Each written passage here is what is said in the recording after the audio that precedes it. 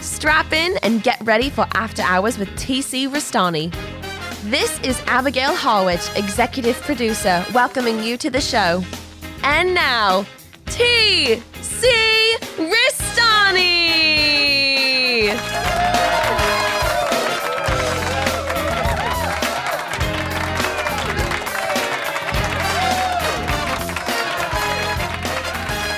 Alrighty, welcome to the After Hours of TC Restani, the podcast, emanating from the palatial podcast penthouse.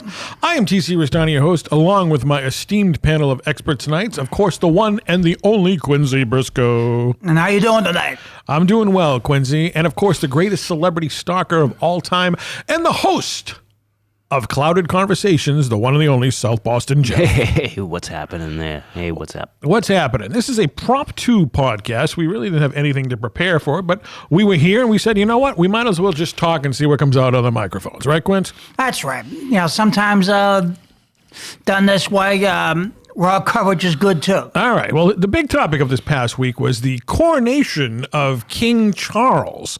Did you happen to watch that on TV, Quince? You mean like... is what I think it is. Last Saturday, they had the guy, they put the crown on his head, the King of England. Yes. Yep. Very important topic, yes. Now, why is that important? You're an American. What do you care about a king? Well, isn't it very important, big responsibility to be a king? All right, not really, because it's not. He has no real power or anything, because England, like the United States, is a democracy. They have a prime minister, which is like a president, and they have the House of Lords, Commons, or whatever. It's like the Senate and the House of Representatives. So a king is kind of like it's a tourist attraction. It's like Mickey Mouse in this country. Well, let me put it this way. It's a huge responsibility.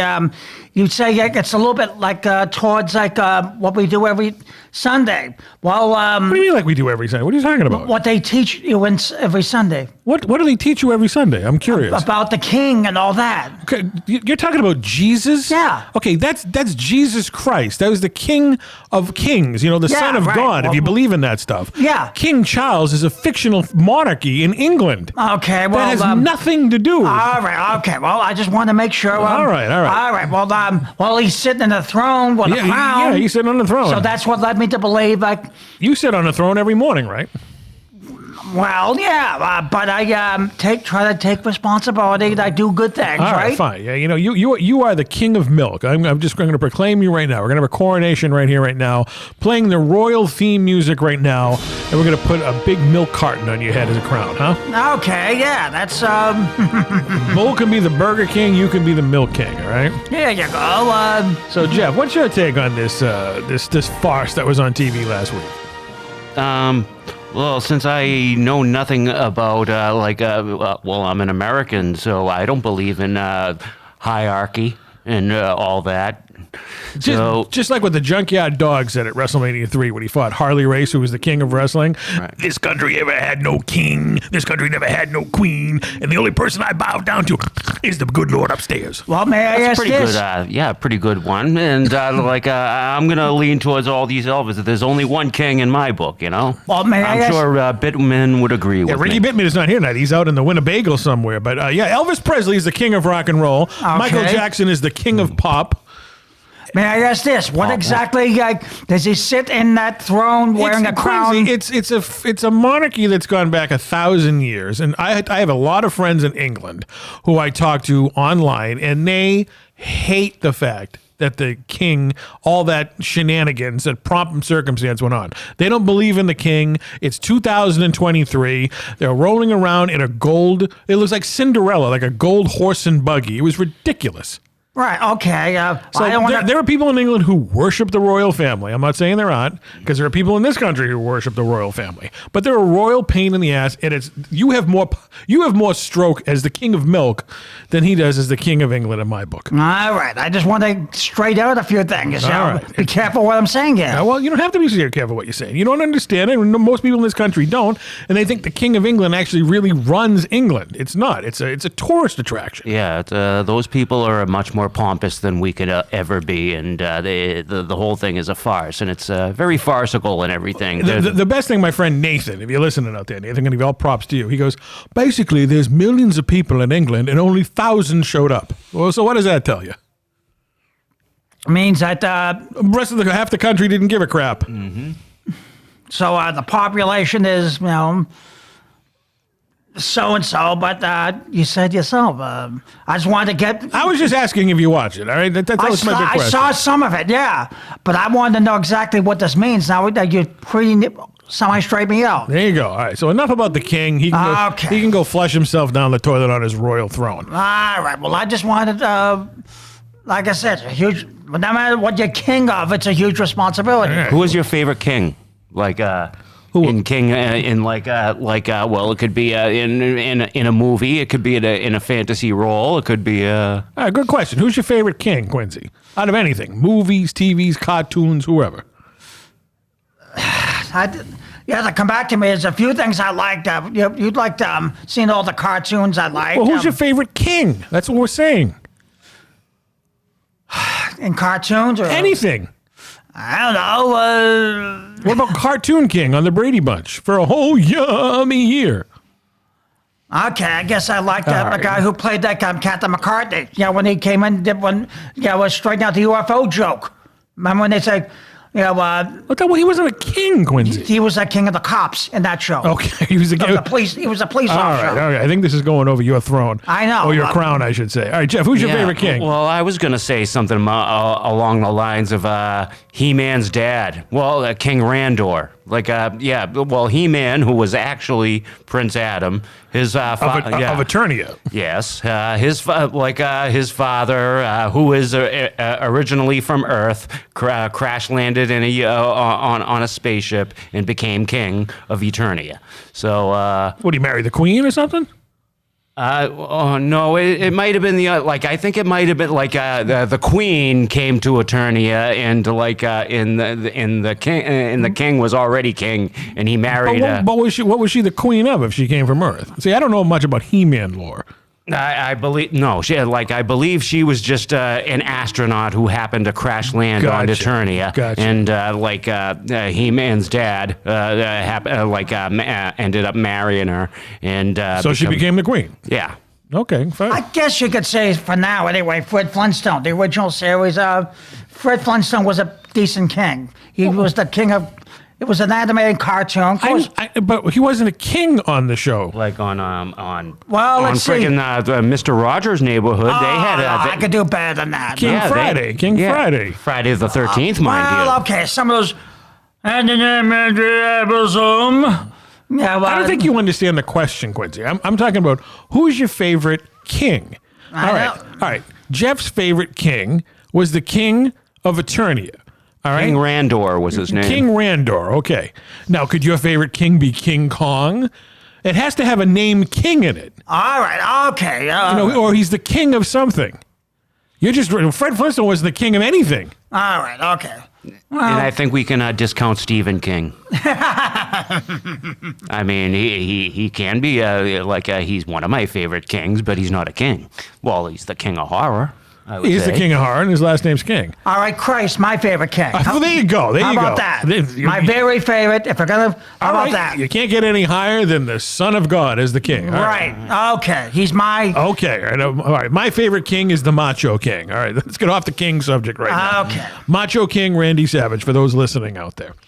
But Jeff, you and I just came back from a whirlwind tour of Chiller Theater down in New Jersey, the big pop culture con that happens twice a year. Correct. In beautiful Parsippany, New Jersey. Sure. At the the Parsippany Hilton or whatever it is. They flip-flop hotels so often. So Yeah, we got in there and now we were just able to dodge the rain that came in. That's and chased right. us out. Now there were some big celebrities there this time. Not as big as usual. They usually have a list that's 10 miles long, and it's but I mean I like going to Chiller for our car ride down with all of our autograph collecting hound friends. It's always a pleasure. That's the best. That's the best thing about it. Driving down and driving back. Yeah, that is the real convention. That's the real entertainment right there.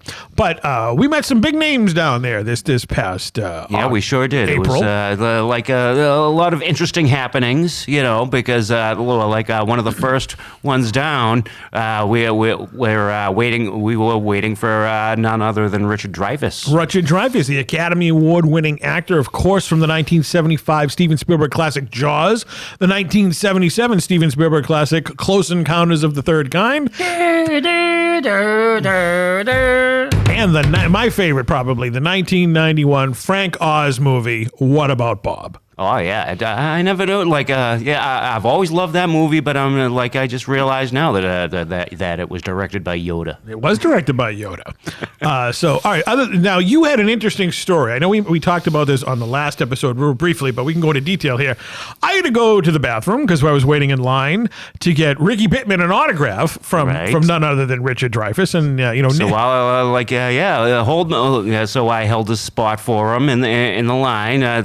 Tell me if anything interesting happens, but right when he was at the Boston, something did interesting happen because Mr. Dreyfuss was almost an hour late. He was like about 45 minutes late. So he was almost 2 hours late to be on the clerical act. That was 2 hours. Okay, yeah. So, and then and I got to see why. He scooted right in there on one of those little roto scooters, one of those little tiny scooters. Now, is it like sitting on it like a little motorcycle, or is it because nowadays I see people, if they have a broken leg, they have one leg rested up on a scooter and whatnot. So this was like he was sitting his ass down on the scooter. Yeah, okay. Exactly. It was one of those like a little portable. It's a scooter. The dude is 6 years old. Yeah, and it does work a lot better than working your way through a crowd. Get out of the way, I'm Richard Dreyfuss. Beep beep. Get out of the way. I don't have to take this abuse much longer. Yeah, it would have been great if it had like a little Jaws logo or something. Or the theme. You can hear him coming down the hallway. It's Richard Dreyfuss. Apology to Brendan. Matt Hooper. Now, we've actually met Richard Dreyfuss a bunch of times over the course of the last 20-some-odd years. Remember the time we were in the Edison Cafe? We were actually eating, I think, breakfast.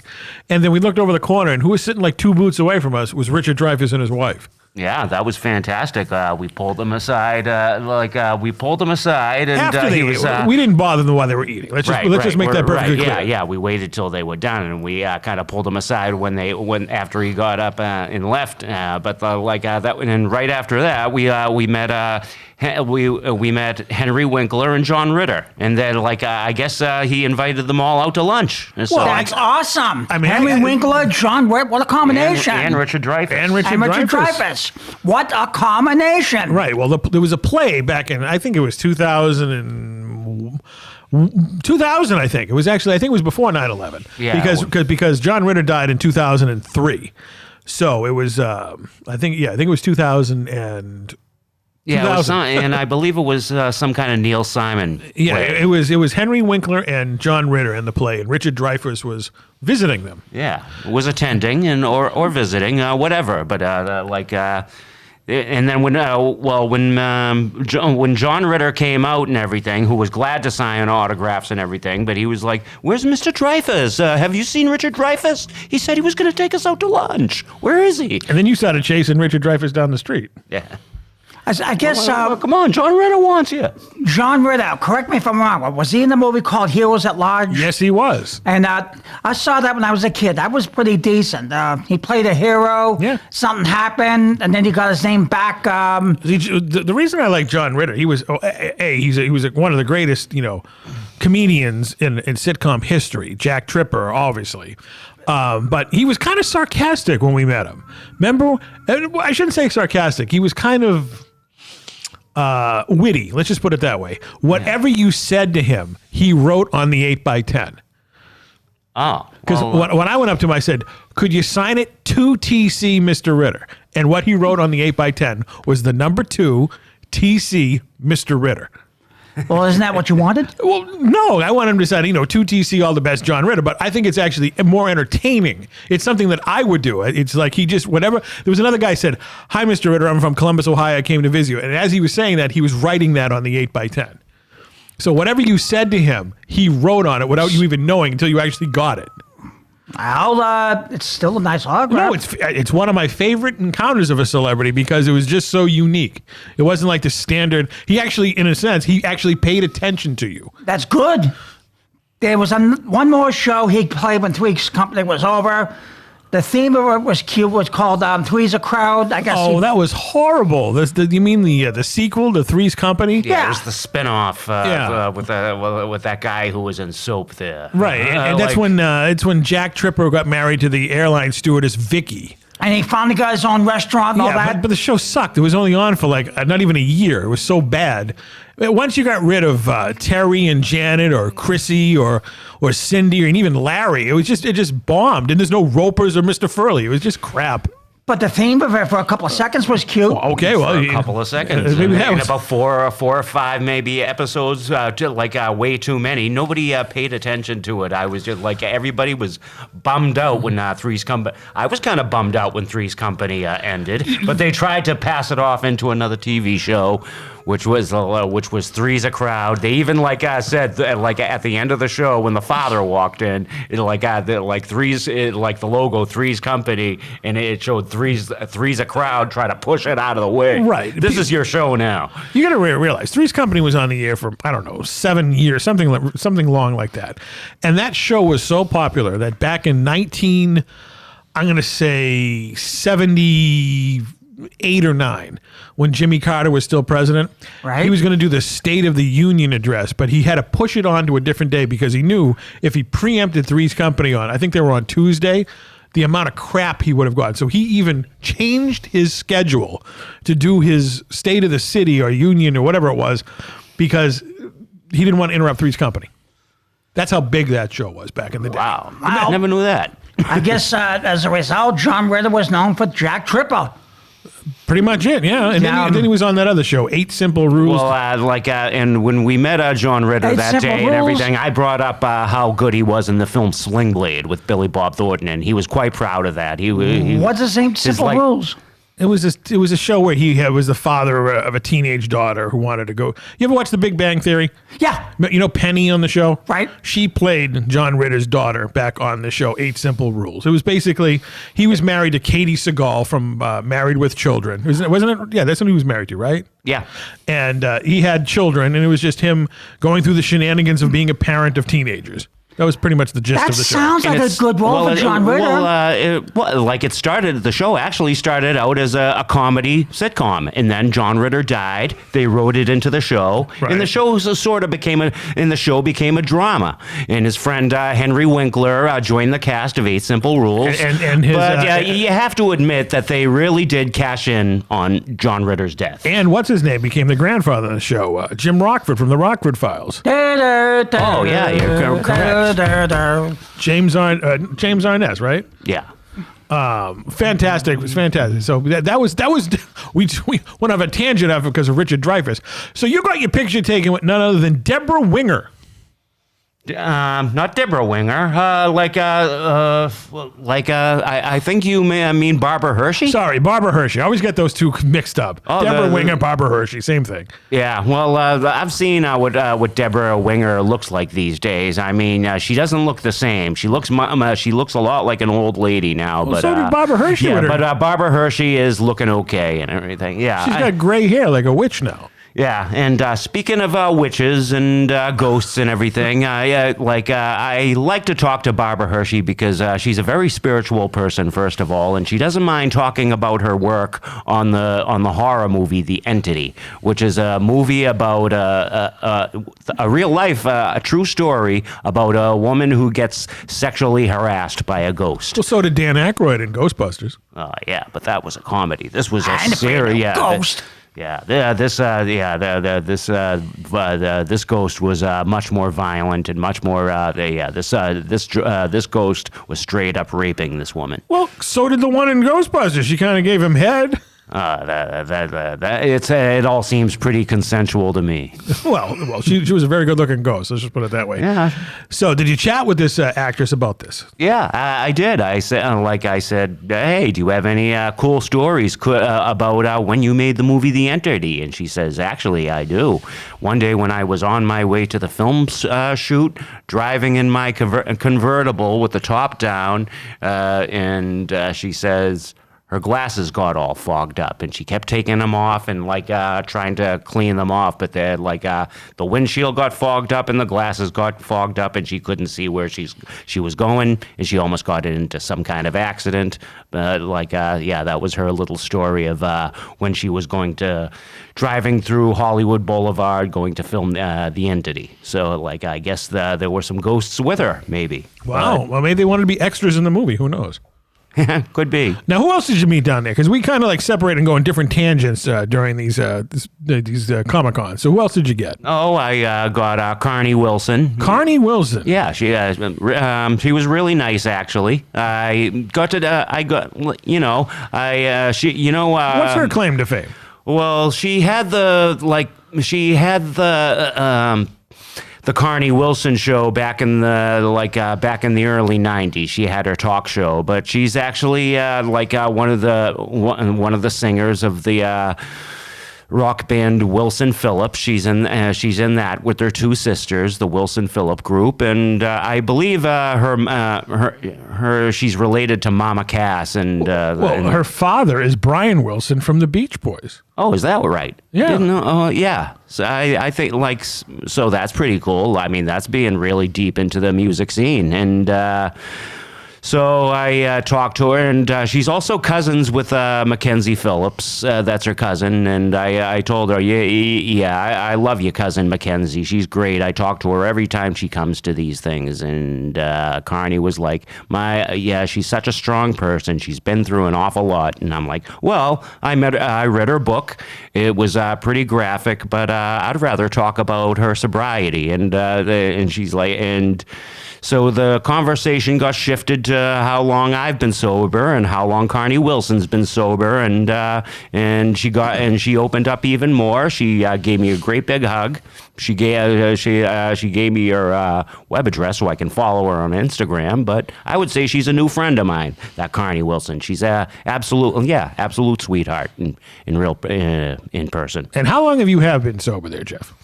Well, it's coming up on 3 years without a drink. I mean, before I could say it was 7, but I had an altercation with my sobriety. But I'm back on the horse, I can say. And there you go. So it's coming up on 3 years since my last drink. There you go. What was the last drink you had?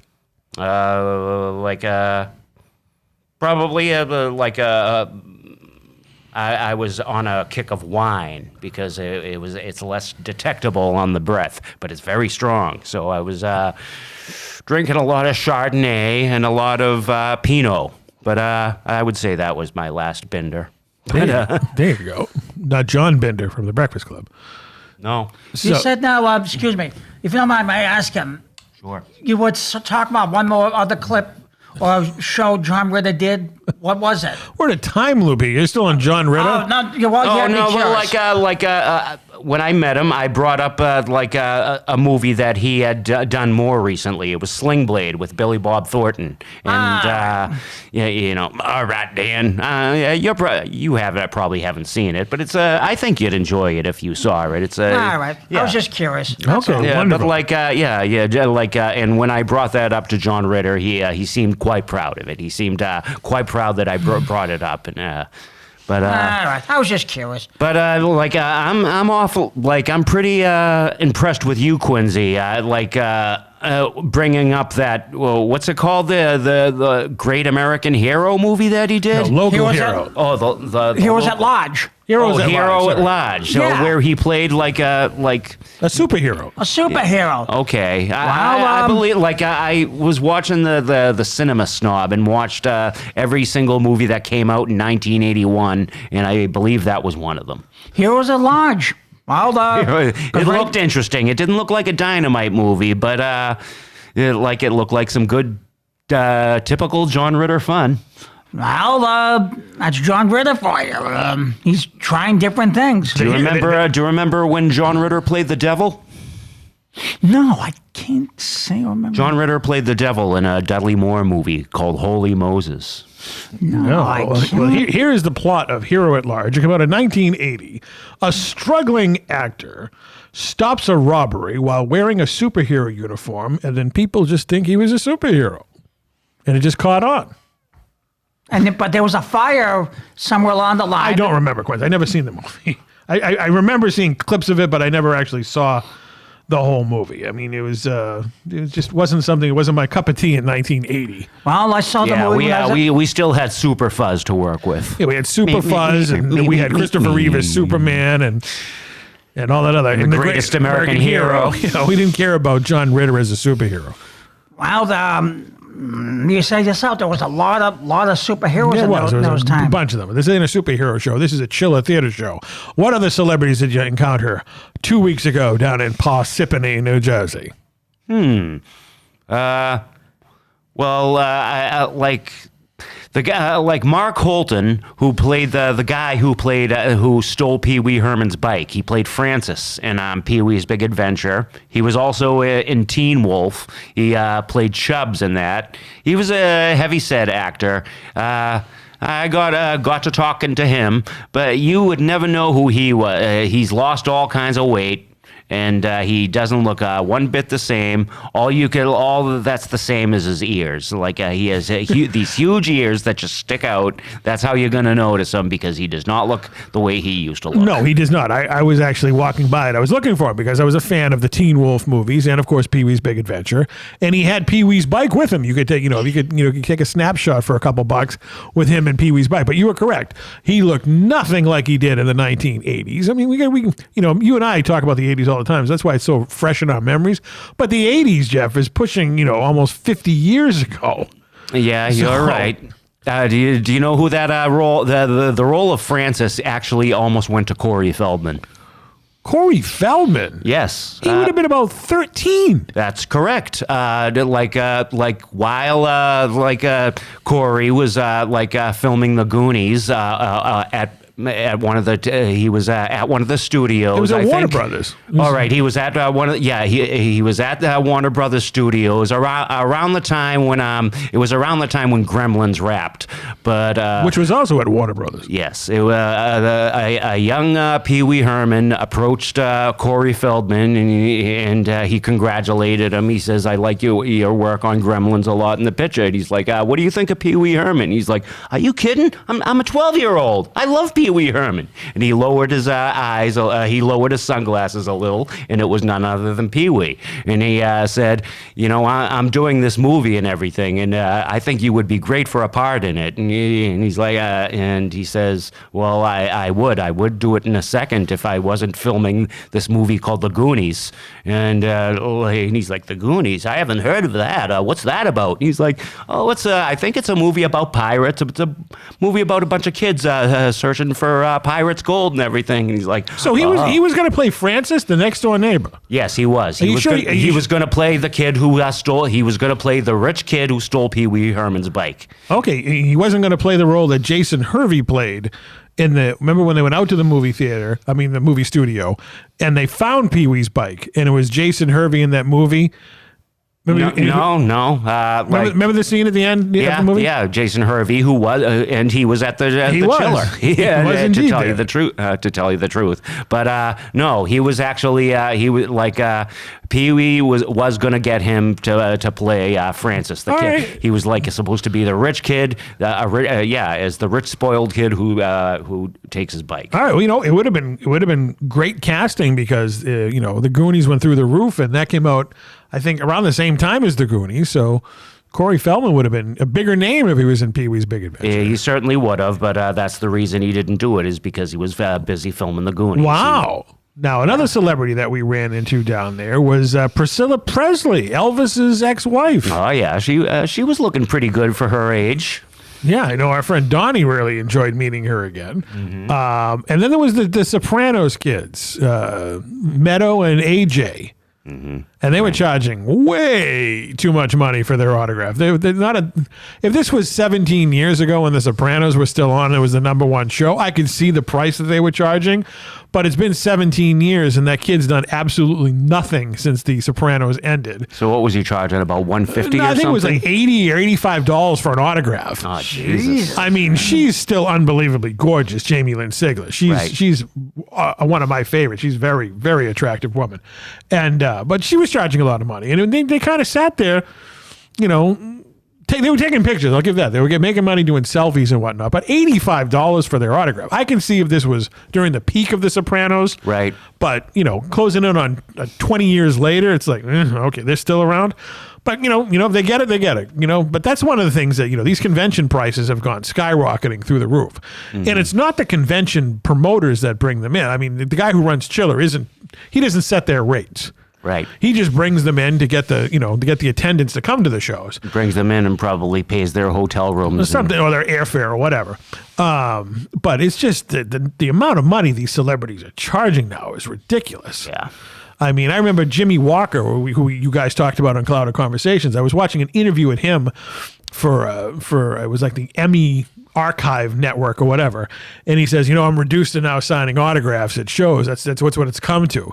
But I mean, they charge way too much money for these things. I mean, you have to. I mean, think everything. I'm not just singling out Comic-Cons. I mean, everything. If you wanted to go to a baseball game, if you were married and had a couple kids, you're talking close to $500 to go to a baseball game. So Today it is, yeah. It's ridiculous. So if you wanted to go to these conventions and get everybody's autograph, I'm talking to get into these shows, it costs like $40 to get into these shows. Right. All right. And Depends on the angles that you make. But, right. What that.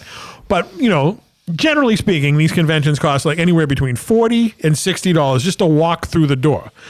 30 years ago, they used to cost $10. That's 30 years ago. You're right. It was 30 years ago.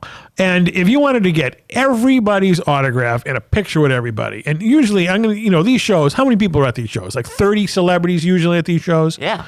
And just saying they're charging, $50 a piece. I mean, I'm not good at math, but you're talking thousands of dollars, right, that you're going to have to bring if you want to get everybody's signature and a picture with them. I believe that the last person I paid for a $20 combo for was Robert Hayes from Airplane. That's over 10 years ago. Yeah, and that $20 for the autograph and the combo, and you look at, he's like, well, I just like to be simple and pay what people can afford. Right. You know who jacks up their prices hourly? No. Lou Ferrigno. Oh, wow. Lou Ferrigno, he lives on these convention circuits, all right? And he when he goes to a show, I've seen this actually happen. I'm not going to mention the convention that he went to. He got into a room and he was in there with like mediocre celebrities. And he started complaining to the promoter, saying, "I'm a big star. I was on TV." All right. He was on The Incredible Hulk 50 years ago. All right? Yeah. All right. The average kid that goes to these Comic-Cons is like 14 years old, has absolutely no idea who Lou Ferrigno is. Right. And he jacks his prices up. In the room where he was with the nobodies, he was $40 or $50. Then he demanded to be put in the room with bigger name celebrities, and he jacked his prices to $80 because he saw all the other people in there. And those people were getting the money. Why? Because they were in projects that were in the last 20 years. Right. All right? I mean, Lou Ferrigno, God bless him. To me, he's the Incredible Hulk. No one else is the Incredible Hulk. Yeah. But he did a few Hercules movies too, right, maybe. And he was on King of Queens as a couple episodes and whatnot. Yeah. But to me, he's always going to be the Incredible Hulk. But you know what? That was in 1978. Right. All right? This is now 2023. That's 45 years ago. No one other than people our age are going to remember him from that show. And anybody who is our age that goes to these shows have already seen him for the last 30 years at these shows. Right.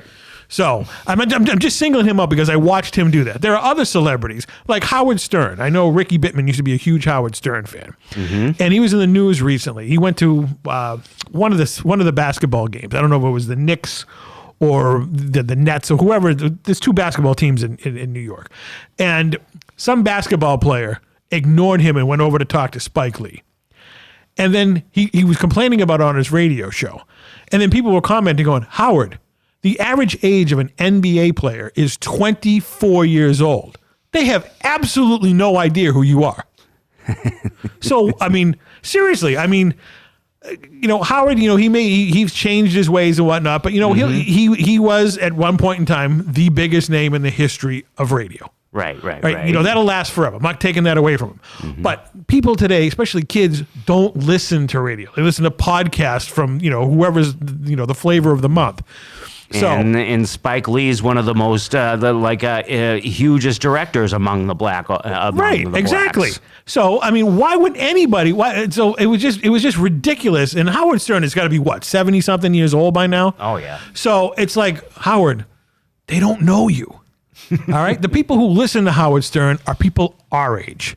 People who are in their early 50s or a little younger, who remember him when he was hip and cool and whatnot. And, you know, just listen to it out of, you know, it's like Johnny Carson. Everybody watched Johnny Carson for 30 years. He was getting boring for the last 10, 15 years of his career. Right. But he was just so routine and he was part of your existence. You listened to him.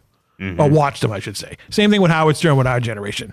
Younger people have absolutely no idea who he is. Right. Time went by on him and he just can't accept it. And that's like the Lou Ferrigno thing. It's like some of these celebrities have got to realize they're in their 70s, pushing 80. They were popular 50 years ago. It's like the Brady Bunch, all right? They were popular, you know, 50 some odd years ago. But it just blows my mind when these celebrities get all aggravated and agitated. How come I'm not making money? How come no one's coming over? Who are you? Seriously. Have you had that kind of encounter at these shows? Yeah, of course. I remember when people when Beverly Hillbillies star Max Baer, Jethro, came in. You know, he was charging $80. I gladly paid the $80. He's a rich part of my childhood, Max Sure. Baer. So his ex-wife was also there. Ginger Lynn. Ginger Lynn. She Did was he look, there. He looks pretty good, Quincy. I'll show you the picture right after How we long wrap ago was here. that? That this was is- about 9 to 10 years ago. Within the last decade. Yeah. But he died. Let me ask you this: Still Did a he pretty look big a lot guy. like Jethro from the Beverly Hillbillies? I guess he did. He like wearing his little sports coat. He And he looked- was he looked like a Jethro rope for a as belt. No.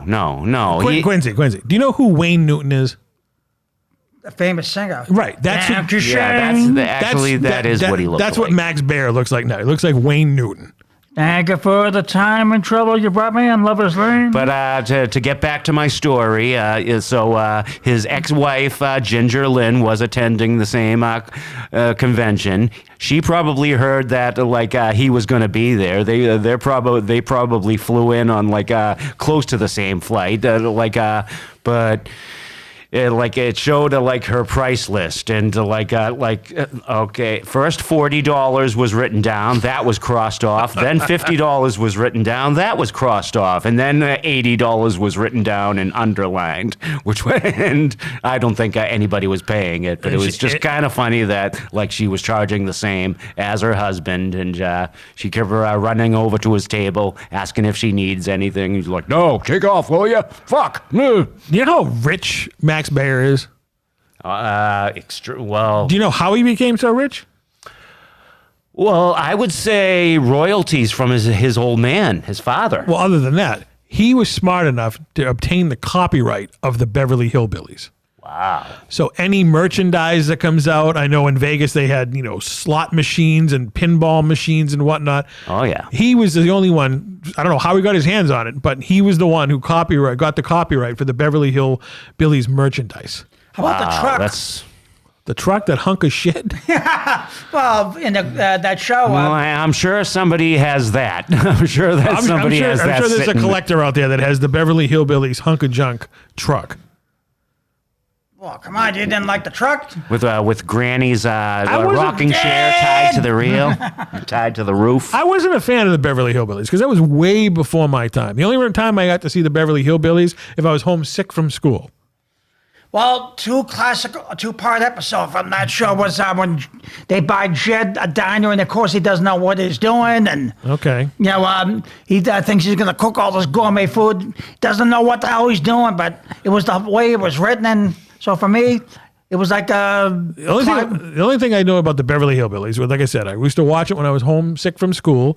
Then there was the 1993 movie remake that had, Well, Leah Thompson was in there. yeah, she was in leotards. He was unbelievable. And of course, what's his name? Dabney Coleman. Dabney Coleman. Well, if you pay attention to that movie, if that movie had Jane Fonda, you would have had a complete 9 to 5 reunion. You are correct. Because it had Lily Tomlin, it had Dolly Parton, and it had Dabney Coleman. You would have had all three of the workers and the boss. You're right. Working 9 to 5. And it also had Ernest P. Worrell as Jed. As Jed. And And the other thing I remember about the Beverly Hillbillies was that Andrew Dice Clay, remember he was talking about the Beverly Hillbillies? Yeah. So they loaded up that hunk of shit they call a truck and moved to Beverly Hills, that is. Hookers and Women, yes, women pools, movie stars, whores. Yeah, I remember that too. But I became a fan after they used to run it at Nick at Night, and I became a fan of it. And I used to say Ellie Mae had my crush on her, but I also appreciated it because none other than Sharon Tate was in a few episodes of the Beverly Hillbillies. Yeah, she worked at Mr. Drysdale's. She worked at the bank. She worked at Mr. Drysdale's bank, and she was in about 3 or 4 episodes. And she had a little crush on Jethro. But Sharon Tate. I actually got to meet Ellie Mae Clampett, Donna Douglas. And did you like it? No, the show sucked, Quincy. But she was. I mean, it was sad. She was in her 60s, still showing up dressed as Ellie Mae. Oh boy, yeah, I can see how that would. It was all right. This was. I'll remember it because it was right before I went on my cruise in 2003. And me and our good friend John went over to the convention over in New Jersey. It wasn't Chiller, it was some other bootleg one. And in a room, this is who was in this room. In this room, it was the greatest American hero, William Catt, Ellie Mae Clampett, Donna Douglas, and Virgil from Ted DiBiase's Body. Oh boy. How'd he sneak in there? You talk about the who's who is in this room. It was pretty sad. I mean, and Virgil was hitting on Donna Douglas the entire time. And she had to have been 70-something years old at the time. So that was my encounter with Donna Douglas from the Beverly Hillbillies. Well, y'all come back now, yeah? Y'all come back now. This has been a Filmways presentation. You just, I was just going to say, this has been a Filmways presentation. Oh, and what's her name? Played her in the movie there. The Playboy Playmate there. Eileen Aleniak. Elia Aleniak. Erica Aleniak. Yeah, she was the little girl from E.T. that he when he set all the frogs free in the classroom. That was the same girl that he kissed. That is true. Yeah. And she was also the girl that appeared topless, popping out of the cake in Under Siege with our good friend there, Steven Seagal. Oh yeah, that's true. Yeah. Good. Forgot all about. She did have a nice rack, and she was in Playboy quite a bit. Yeah. And here's our good friend CJ's favorite Playboy Playmate / actress out there. So CJ, if you're listening, shout out to your fan obsession with Erica Aleniak. Good choice. We've met her a gazillion times too. She's been on all these shows. Yeah, sure. But Quincy, you've been to a couple of these Comic-Cons. Who are some of the people that you've run into at these shows? Well, let's see. We already know I've met the father. Let's see, who else? The father of what? Good Times. Okay, yes, yeah. We talked about that in the Good Times show. Let's see. I met the Cape Crusader. Let's see. Who else did I meet? You met Burt Reynolds. Burt Reynolds. Okay, that was fun. But have you met something really important like Jeff has, like Max Rebo, Droopy McCool? Maybe, I don't remember. Let's see. For a few seconds, I had fun with. I ain't afraid of no ghost. when I walk by them, Ooh. Come on, you don't know where I got that from? I ain't afraid of no ghost. Yeah, it's a Ghostbusters, but Bill Murray has never been at a Comic-Con. Well, maybe it was Winston. We see him at all these things. If it was going to be any other Ghostbusters that we see, he'd be the only Ghostbuster at these things. Oh, let's see. I walked by Three Dog Night. That was fun. Three Dog Night? There was a singing group. I know, but I don't remember that convention. Well, I'm just going by what I remember. Though. Okay. Yeah, I encountered Ernie Hudson in the bathroom at one of these at the Super Mega Fest, and I looked over at him and I was like, "Hey, Ernie, don't cross the streams." And he was like, "Hey, yeah, no shit." I was like, "How many times have you heard that one?" He's like, "Oh, a couple, but never at the urinals yet." Now you have this is an interesting subject. You have had the pleasure of meeting celebrities in bathrooms. Quite a few, yeah. All right, you just established Ernie Hudson. All right, my claim to fame. You know who I took a leak next to? No. Malcolm McDowell. Oh, fantastic. That's not bad. It was at the Rockin' Shock out in Worcester. I don't know, in the last 10 years, and he was like, "I've got to go to the bathroom." He was yelling at somebody in the line, and I was already in the bathroom, and then he walked in, and I didn't ask him, did recreate a scene from Caligula or anything.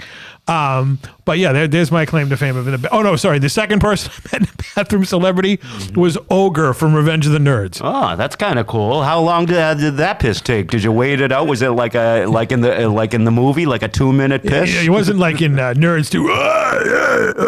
All right. So other I than met Oscar the Grouch. you met him in the bathroom. You met Oscar. The guy who played it. You pointed out that like. Oh! I think you were going to say you met Oscar the Grouch in a bathroom. No, I'm at his table. That's right. The late actor Carol Spinney, Yep. who also did the voice of Big Bird too. But That's right. Speaking of Sesame Street, I met Bob from Sesame Street at the urinals. Bob McGrath. Bob McGrath, that's right. And I as we were washing our hands afterwards, I said, "Hey, Bob, I guess this makes us piss pals, huh?" He's like, "Yeah, I guess so, buddy." All right. So you've met Ernie Hudson in a toilet, Bob from Sesame Street in a toilet. I think one more. And one more. Okay. Friday the 13th, part 6. Yes. Court. What's it? Lawrence Monahan. John Travolta's nephew. Yeah, he was also no. No, Lawrence Monahan is the kid from The Last American Virgin. This is the kid from Friday the 13th, part 6. Court. Yeah, Court and everything. It was him, yeah, and he's definitely John Travolta's nephew. You can hear it in the voice, and yeah, it was cool to catch him at the urinals. I could have sworn I caught him peeking over though. No, didn't you do something? Didn't you like slap him on the back and say "could" or something? Yeah, something like that, and everything. Did you get those jeans fixed yet, or something like that? Does your mom own a sewing machine yet, or something like that? But And Bachelor Pie. Before I forget, Bachelor Pie. I met Tyway. What? Bachelor Pie, the girl from Bachelor Party. What's her name? I keep forgetting her name. it's Tawny Katane. Tawny Katane. Tawny Katane. But what you were just going to say Tawny Wani or something? Something, yeah. Yeah, Tawny Katane, the late Tawny Katane. She's Yeah. no longer with us. I remember that day vividly. She actually had to ask for her hand back because you wouldn't let it go. And you asked her about Nick the Dick, and she was very polite and she was very nice and she understood your sense of humor and whatnot. But yeah, that gives us an idea for a podcast. If we ever get a lot of money financing stuff, it could be South Boston Jazz urinal chats. Why not? Well, yeah, they're all right. I had I suppose, or maybe I could disguise myself as a bathroom attendant or something like that. Well, you've had three encounters in the toilet. Right. I mean, Ernie Hudson from Ghostbusters. Yeah. You got to come up with a line. Like the last two, I came up with a perfect line and everything. You have to have a good line to shoot these guys, but it usually goes good. It went good with Bob McGrath, and it went good with Ernie Hudson. And did you think when you were like 5 years old watching Sesame Street that one day I'm going to take a leak next to Bob? No, I did not. It's like when he was singing his song, "These are the people in your neighborhood, in your neighborhood." Who's this? Oh, I'm the plumber. A plumber is the person in your neighborhood. They're the people that you meet when you're walking down the street. They're the people that you meet each day. Da, da, da, da, da, da. Don't forget the flush. Now, here's a big question. Did these people wash their hands when they were done? Oh yeah. Bob definitely did. Yeah. Like I didn't like slap him on the back until after I washed my hands. I was like, "Hey Bob, I guess this makes us piss pals, huh?" He's like, "I guess so, buddy." But like, he seems like the type of guy it's impossible to get mad. You can't be on the wrong side of Bob McGrath. He's Too bad. You should have took a selfie with him in the toilet. Oh yeah. Now, here's the question. I'm going to ask you this, Jeff, because Quincy's never going to give me a straight answer to this. What celebrity would you like to take a leak next to? Well,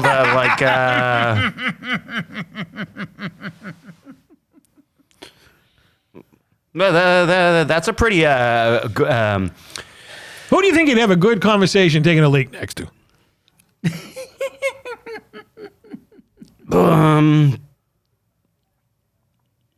I think probably Leslie Nielsen. Really? Leslie Nielsen. Why Leslie Nielsen? Yeah, because he's down with he used to walk around with a fart machine, and he was real down with fart humor and everything. He seems like a good guy to unload your piss, and you tell him a joke or two, and he's gonna fart, and he's gonna tell you something useful. Well, there you go. I can't, or maybe maybe Liam Neeson. I mean, he seems like the type of guy who would give you a word of some sound advice while you're taking a piss. Hey Jeff, did I ever tell you the way to avoid a celebrity is not the way to avoid a handshake is not to wash your hands after a leak. Nobody will want to shake your hand again, or something like that. A little philosophy from Liam Neeson. Now, you actually made Leslie Nielsen laugh. That's true. Yeah, and like I said,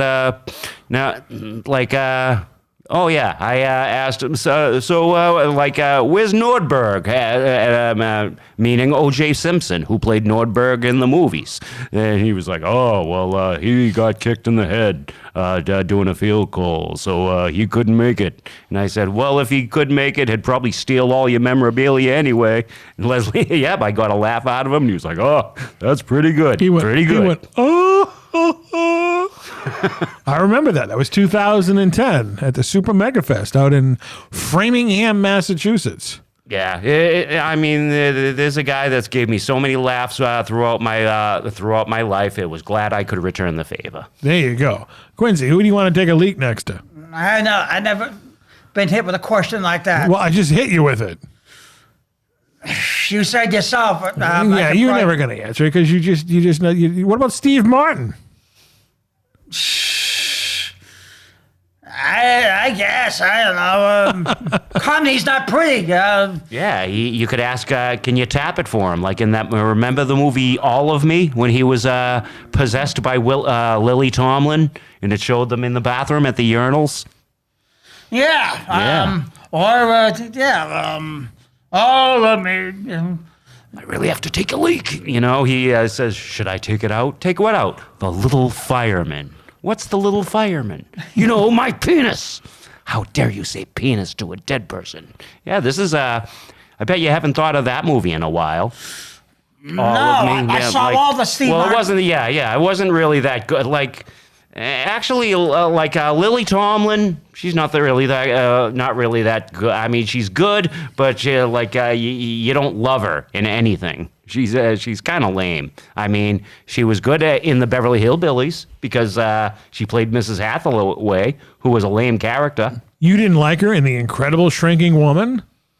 I can't say that I that's at the top of my movie list. You're like the only other person in the world that I know that has seen that movie. Oh yeah, that Galaxy Glue, Galaxy Glue. She was married to Charles Grodin there. She was. And what was the name of her maid? Oh, that was Concepcion. Correct. It was Concepcion. Yeah, because she was I remember that name because I hated her so much. I mean, how can she throw Lily Tomlin in the in the garbage disposal like that and almost murder her? Yeah, I hated Concepcion. She was a pretty annoying character, but that was a pretty annoying movie all in all. Yeah, that was on cable TV every day. I think that was a Joel Schumacher film or something could have like been. that. Yeah, like one of his first movies, but yeah, it was Now, the celebrity that I would pick, can you imagine taking a leak next to Andre the Giant? Oh, man. Can you imagine that? What that would be? What that visual would be? You know, I'm 5'8", 9", or whatever. Can you imagine someone 7'5", 500 pounds, or walking in, taking a leak, and how long he would take a piss for? That would be something. One hell of a piss. I mean, he's legendary for farts that last like 40 seconds long. Yeah. Can you imagine him trying to take a leak in a tiny little urinal? Well, And didn't that's, it like when he had to go the they couldn't fit him inside an airplane bathroom, so he'd have to shit in a bucket right there? No, he had a shit in the mailbag. Oh, no. What they would do is that on the overseas flights, you know, going to Japan or Europe or whatnot, because there was long ass flights, they would take the mail bag that they would have and empty all the mail, and they would have him stand in it and take a dump. Oh, boy. use up a hell of a lot of toilet paper. Yes, he would. He would have to use like a whole bounty roll. Yeah. And what he used to do, and also in Japan, because he couldn't fit in the toilets, he would take a dump on the bed and wipe his ass with the curtains. Oh, yeah. Like I heard Hulk Hogan, talked about that one. And Can you imagine that? I mean, Hey, boss, look what I did. Can you imagine being that big? I mean, back when you used to go over in Japan in the 70s and the 80s, everything was compact because, you know, the Japanese people aren't very tall people. Right. And Andre the Giant was legit 7'3" at least. And he was just a ginormous human being. He was a real life giant. So, I mean, if it's difficult going into the bathroom on a plane with us going on like a normal sized person, you imagine how difficult that was him for getting in those seats. And then, Right. and those flights to Japan are like 14 hours. And you know, you got to go to the bathroom at least 2 or 3 times in 14 hours. Yeah, I can only imagine how they took care of that. I guess it was like a 6-foot turd lying on the bed, and whatever cleaning woman had to find it. Well, if she didn't quit, but I can only imagine them having to cut the thing up into sections to carry it out in sections. It would be like that scene in Jurassic Park where Jeff Goldblum goes, "That's one big pile of shit."